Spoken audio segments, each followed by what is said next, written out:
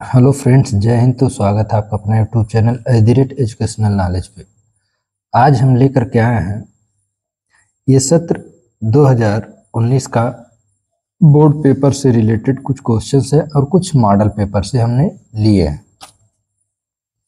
तो देखेंगे इसमें क्या क्वेश्चंस हमारे बनने वाले हैं और कैसे क्वेश्चंस पूछे गए हैं।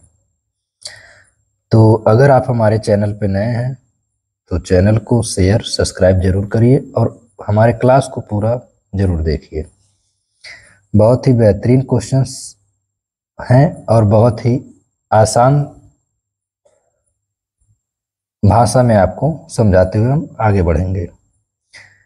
देखिए, हमारा जो पहला क्वेश्चन है, यूरोप में पुनर्जागरण सर्वप्रथम किस देश में हुआ?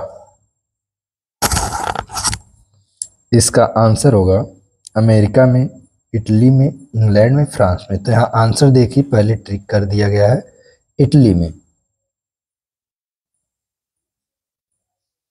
अगला क्वेश्चन है, डिवाइन कॉमेडी नामक ग्रंथ का लेखक कौन था? मैकियावेली, दांते, पेट्रार्क, विलियम शेक्सपियर। तो दांते।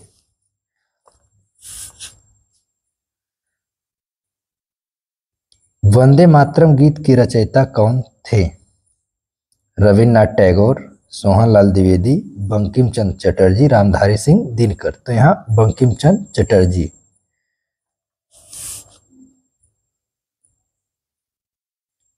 वास्को डी गामा भारत भूमि पर किस वर्ष पहुंचा? 1992, 1492, 1496, 1498, 1494। तो यहाँ आपका जो सही आंसर है वह 1498 है। ऐसे के क्वेश्चंस को हम लोग सॉल्व करते हुए आगे बढ़ेंगे। राज्यसभा में राष्ट्रपति द्वारा कितने सदस्य मनोनीत किए जाते हैं? 14, 15, 13, 12। तो ये आपका आंसर 12 होगा।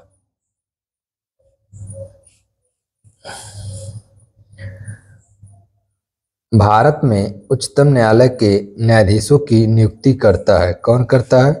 उपराष्ट्रपति, राष्ट्रपति, प्रधानमंत्री, गृह मंत्री। तो यहाँ जो होगा वह आंसर राष्ट्रपति हो जाएगा।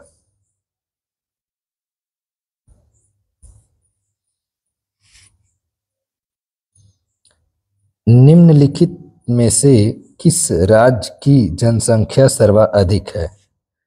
दिल्ली, पश्चिम बंगाल, महाराष्ट्र, उत्तर प्रदेश। तो यहाँ जो आपका आंसर होगा वह होगा उत्तर प्रदेश।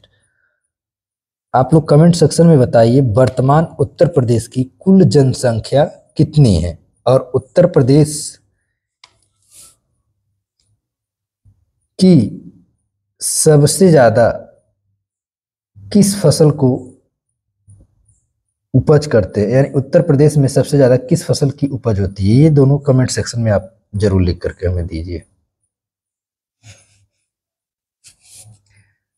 निम्नलिखित में से कौन मानवकृत आपदा है? भूस्खलन, बाढ़, रासायनिक विस्फोट, चक्रवात। तो यहाँ रासायनिक विस्फोट। ध्यान देंगे, प्राकृतिक आपदा वह आपदा जो प्रकृति से स्वयं पैदा होती हो, और मानव कृत आपदा वह आपदा होता है जो मानव की वजह से हो या मानव खुद उसे करता हो। जैसे रासायनिक विस्फोट,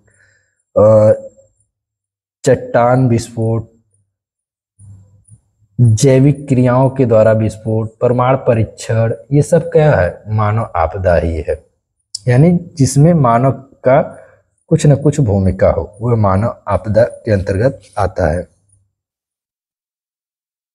भारत की जनगणना 2011 के अनुसार भारत में जनसंख्या घनत्व है 399 प्रति वर्ग किलोमीटर, 306 प्रति वर्ग किलोमीटर, 350 प्रति वर्ग किलोमीटर, 382 प्रति वर्ग किलोमीटर। तो इसका आंसर होगा 382 प्रति वर्ग किलोमीटर।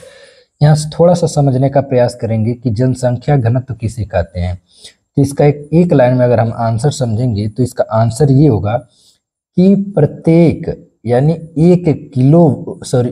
प्रत्येक वर्ग किलोमीटर में निवास करने वाली संख्या को हम जनसंख्या घनत्व कहते हैं। अधोभौतिक जल में जल के स्रोत हैं नदियां, वर्षा का जल, झीलें और तालाब, इनमें से सभी। तो ज़्यादातर देखिए अगर इनमें से सभी देता है तो क्वेश्चन लगभग 90% सही ही होता है, इनमें से सभी। नीति आयोग की स्थापना हुई थी कब? 1 जनवरी 2014 को, 1 जनवरी 2015 को, यही आपका आंसर है। फिर नीचे दिया ऑप्शन 1 जनवरी 2017, 1 जनवरी 2016। आपका आंसर क्या है? 1 जनवरी 2015 को।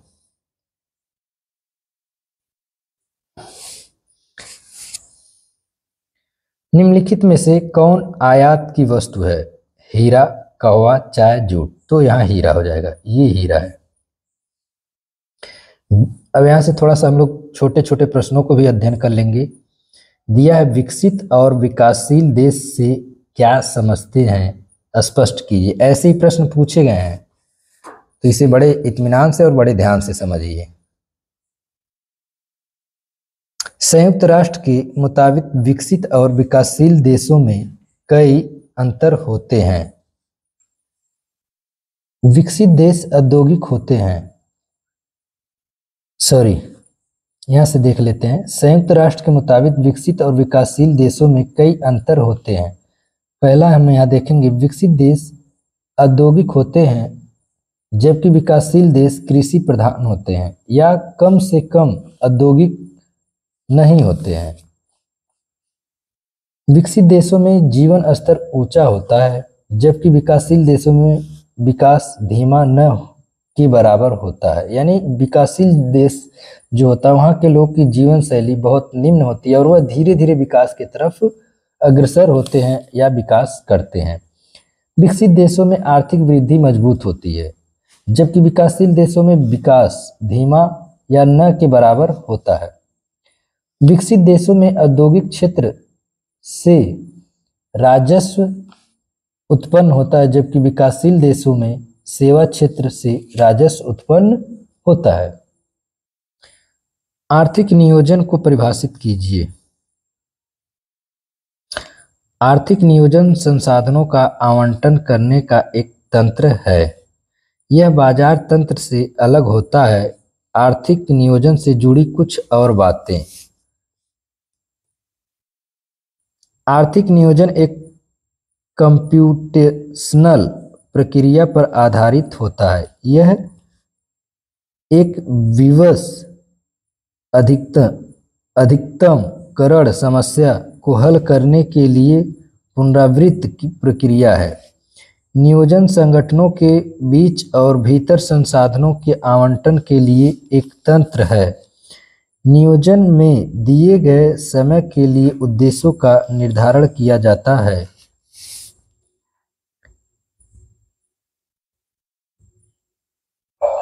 कार्य की उपलब्धि के लिए उद्देश्यों का निर्धारण किया जाता है। तो ये था हमारा आर्थिक नियोजन को कैसे समझें, उसका आंसर।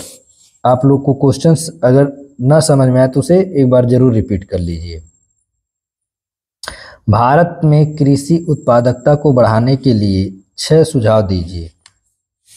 यानी जो भारत में कृषि कार्य हो रहे हैं उसको बढ़ावा कैसे मिले, उनके उत्पादन में बढ़ोतरी कैसे आए, या किसान को उनको लाभ अधिक से अधिक कैसे प्राप्त हो, बस उसी के बारे में हम थोड़ा सा चर्चा करेंगे। भारत में कृषि उत्पादकता बढ़ाने के लिए ये सुझाव दिए जा सकते हैं, जैसे भूमि सुधार, जमींदारी प्रथा खत्म करके भूमिहीन मजदूरों को जमीनें देनी चाहिए। साथ ही साथ दूर दूर बिखरे खेतों को बड़ी जोतों में बदलना चाहिए। पहला कारण। उर्वरक और बीज, अच्छी उपज देने वाले बीजों का विकास करना चाहिए। साथ ही उर्वरकों और जैव खाद्यों का इस्तेमाल बढ़ाना चाहिए। नाइट्रोजन के इस्तेमाल से उत्पादन में 22% तक की बढ़ोतरी हो सकती है। फिर अगला जो है सिंचाई, ड्रिप सिंचाई और छिड़काव सिंचाई जैसी नई सिंचाई विधियों का इस्तेमाल बढ़ाना चाहिए। और इसमें कई हो सकते हैं, उन्नतशील बीजों का प्रयोग करना चाहिए, अत्यधिक संसाधनों का उपयोग करना चाहिए और हमें मौसम के अनुकूल कृषि करनी चाहिए। उपभोग और उत्पादन की विवेचना कीजिए, ये अगला हमारा क्वेश्चन होगा। उत्पादन और उपभोग में अंतर इस प्रकार है। देखिए, उपभोग क्या होता है? उत्पादन, उत्पादन को समझते हैं जो पैदा किया जाता है, जिसे जो मतलब निर्माण किया जाता है, और उपभोग का मतलब होता है जो ग्रहण किया जाता है, जिनका हम उपयोग करते हैं। तो यहाँ देखिए दिया है, उत्पादन एक प्रक्रिया है जिसमें वस्तुओं या सेवाओं को बनाने या विनिर्माण किया जाता है। वहीं उपभोग एक क्रिया है जिसमें वस्तुओं या सेवाओं का इस्तेमाल किया जाता है। बहुत ही स्पष्ट तरीके से लिखा गया है ताकि आपको समझने में कोई परेशानी ना हो। उत्पादन का मतलब है किसी वस्तु या सेवा में उपयोगिता का सृजन करना, वही उपभोग का मतलब है। उपयोगिता का उपभोग करना। उत्पादन में खेतों में होने वाली फसलें और फैक्ट्रियों में बनने वाला सामान शामिल है। वहीं उपभोग में वस्तुओं और सेवाओं का इस्तेमाल करना शामिल है। उत्पादन से बनी वस्तुओं को बाजार में बेचा जाता है, वहीं उपभोग में उपभोक्ता वस्तुओं को खरीदता है और उनका इस्तेमाल करता है। तो ये कुछ अंतर थे। देखिए, आपको बेशक ये लग रहा है कि प्रश्न थोड़े से अजीब हैं, लेकिन कहीं ना कहीं हम बता दें आपको कि ये आपके प्रीवियस ईयर पेपर से ही प्रश्न लेकर के हम आए हैं। ये 2019 में क्वेश्चंस पूछे गए हैं और ये रिपीटेड क्वेश्चंस है, मतलब रिपीट हुआ है कई बार। और आप लोग ज़्यादा से ज़्यादा क्लास को शेयर करिए ताकि उन लोगों तक पहुँचे जो बोर्ड एग्जाम के प्रश्नों से वंचित रहते हैं या जिनको बोर्ड परीक्षा के प्रश्नों के बारे में कुछ जानकारी नहीं है। अगर वह इन प्रश्नों को अध्ययन करते हैं तो जायज़ सी बात है उनका कुछ ना कुछ प्रश्न यहाँ से जरूर मिल जाएगा और उनको परीक्षा में एक सहायता प्रदान होगी। वस्तु विनिमय के किन्हीं 3 महत्वों का वर्णन कीजिए। वस्तु विनिमय के 3 महत्व इस प्रकार हैं। वस्तु विनिमय से व्यक्ति अपनी जरूरत की चीजें अपने पास पहले से मौजूद चीजों से खरीद सकता है। मुद्रा के प्रादुर्भाव से पहले सारा लेन देन वस्तु विनिमय के रूप में ही होता था। आर्थिक विकास के प्रारंभिक युग में जब मुद्रा का अभाव था तब वस्तु विनिमय प्रणाली का जन्म हुआ था। ऐसे क्वेश्चंस को लिखना है। भारत में बढ़ती जनसंख्या से उत्पन्न किन्हीं 3 समस्याओं का वर्णन कीजिए। बढ़ती जनसंख्या, देखिए कभी कभी इस पर आपका निबंध भी लिखने के लिए आता है, तो बड़े सोच समझ करके इसको लिखिए। बहुत आसान है, कुछ है नहीं। भारत में बढ़ती जनसंख्या से कई तरह की समस्याएं पैदा हो रही हैं, जैसे संसाधनों पर दबाव। संसाधनों पे दबाव यानी जब जनसंख्या बढ़ रही तो जो भी हमारे संसाधन है उस पर दबाव जरूर पड़ेगा। बढ़ती आबादी की वजह से संसाधनों पर दबाव पड़ता है। पर्यावरण से जुड़ी समस्याएं। बढ़ती आबादी की वजह से प्राकृतिक संसाधनों का अंधाधुंध दोहन हो रहा है, जिससे पर्यावरण को नुकसान पहुंच रहा है। और सबसे बड़ा कारण यहाँ देखिए, बेरोजगारी। बढ़ती आबादी की वजह से बेरोजगारी की समस्या बढ़ रही है, क्योंकि संसाधन कम है और हमारी जनसंख्या निरंतर बढ़ते जा रही है। गरीबी और असमानता। बढ़ती आबादी की वजह से गरीबी और असमानता बढ़ रही है। शिक्षा और कौशल का विकास। बढ़ती आबादी की वजह से गरीबी और असमानता बढ़ रही है। देखिए, जब तक पूर्ण रूप से लोग शिक्षित नहीं होंगे, संसाधनों का विकास नहीं होगा, तब तक देश में भुखमरी, गरीबी, बेरोजगारी इसकी बढ़ोतरी तेजी से होगी। क्योंकि देखिए, देश की आर्थिक व्यवस्था कमजोर हो, यह बढ़ती हुई जनसंख्या का प्रतीक नहीं है। बढ़ती हुई जनसंख्या के साथ साथ संसाधन, शिक्षा और समस्त चीज़ों का विकास होना चाहिए। देश की आर्थिक व्यवस्था अपने आप आगे की तरफ जाएगी और हमारा देश विकास करेगा। तो आज का हमारा यही क्वेश्चन था। जो भी था आप लोग कमेंट सेक्शन में इसके बारे में ज़रूर लिखें और अपने डाउट्स को कमेंट के माध्यम से हमारे तक जरूर पहुंचाएं। मैं उसका आंसर आपको कमेंट्स के माध्यम से या अपने वीडियो के माध्यम से जरूर दूंगा।